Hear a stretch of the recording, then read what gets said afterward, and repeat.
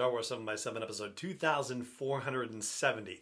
So I thought it might be a good idea, considering some online chatter that's been happening, to talk a little bit about the Ahsoka series and revisit a little bit of the setup of that, because I think it's possible we've been looking at things the wrong way, and I will explain. Punch it.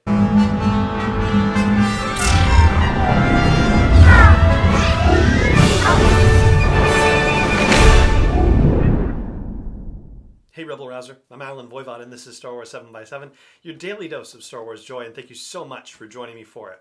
So the reason why I thought it might be interesting to revisit the Ahsoka conversation is because something popped online that talks about a description for the Ahsoka series, like an official top line description of the thing, and possibly related to this, I didn't quite track it, but it seemed like a big discussion erupted over Sabine versus Ahsoka in regard to the search for Ezra Bridger. And so I thought we could kind of revisit that whole thing, because as I started to look at it, I realized that I've been looking at it one way, and I think we've been talking about it one way, and it may really not be that way.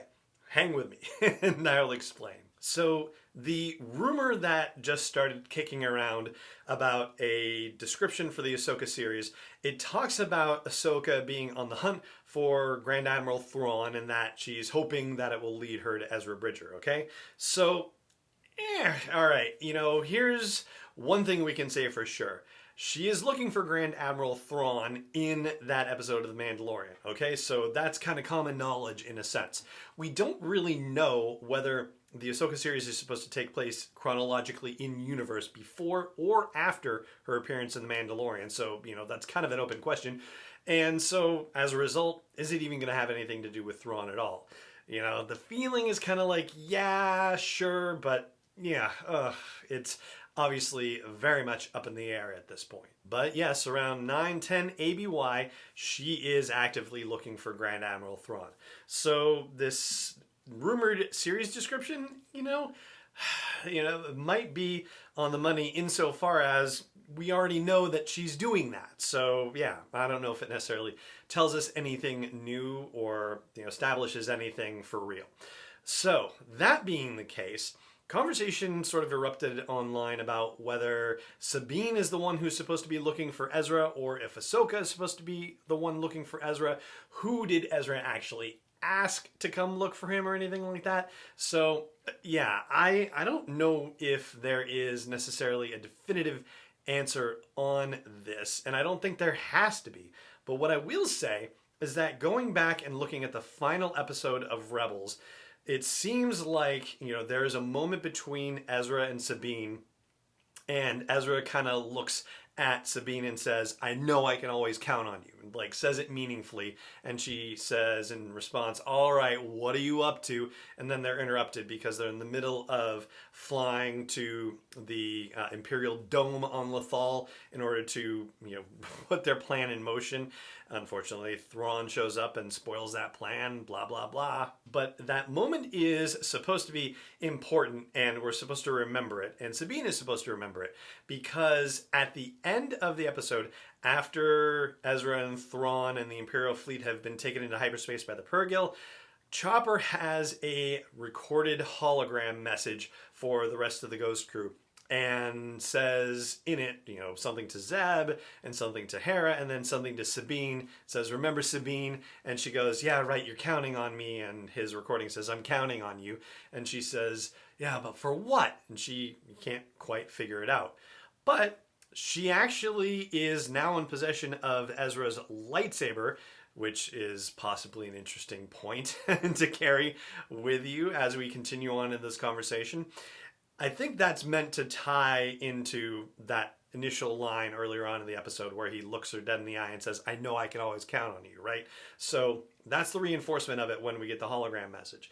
And then we get to the epilogue where Sabine is talking about the end of the war, and after the war, Zeb took Kallus on the secret hyperspace path to Lyrasan, and Hera fought in the Battle of Endor, and now there's a Jason Syndulla, and that's great.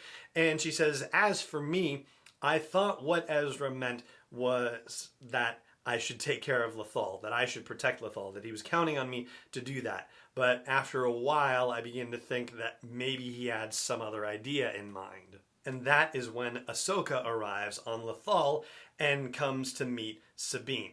Now, I think that all of the conversations that I've seen previously and all of the conversations we've had on the show have been operating under the impression that Ahsoka was coming to get Sabine and ask her to join her search. So Ahsoka was asking Sabine to join Ahsoka's search for Ezra.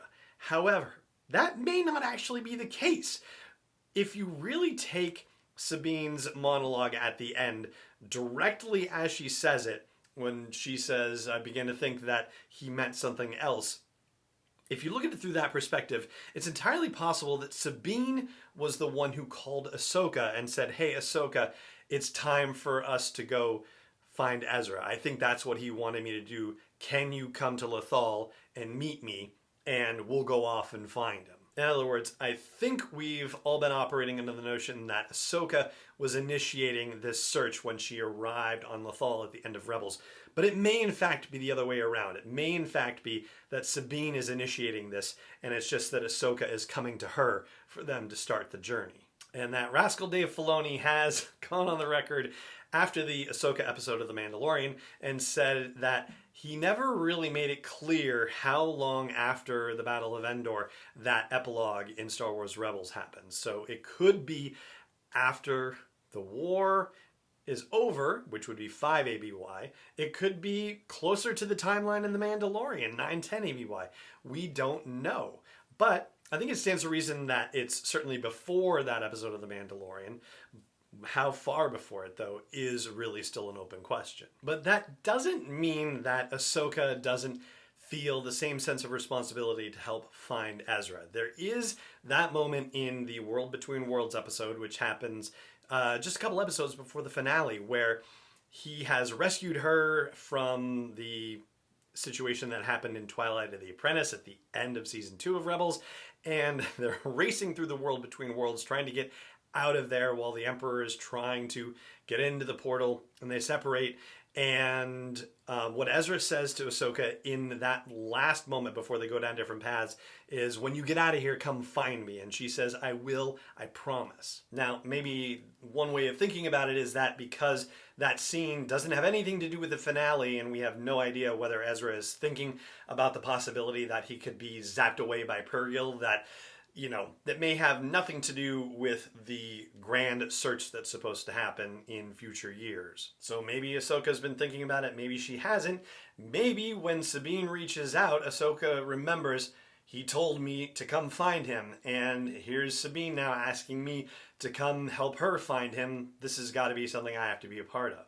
And ultimately, I think what this makes me wonder is, with an Ahsoka show happening, how come it's not Sabine and Ahsoka, or Ahsoka and Sabine, depending on how you want to do that, right? And that's what seems a little bit puzzling for me after going through all the possibilities and combinations and whatnot, is the fact that if they are advertising this show as being an Ahsoka-only show, or at least, she is the headliner of the show, and yes, I think you can probably make a case that she has better name recognition than Sabine does because she has all those years of the Clone Wars as well.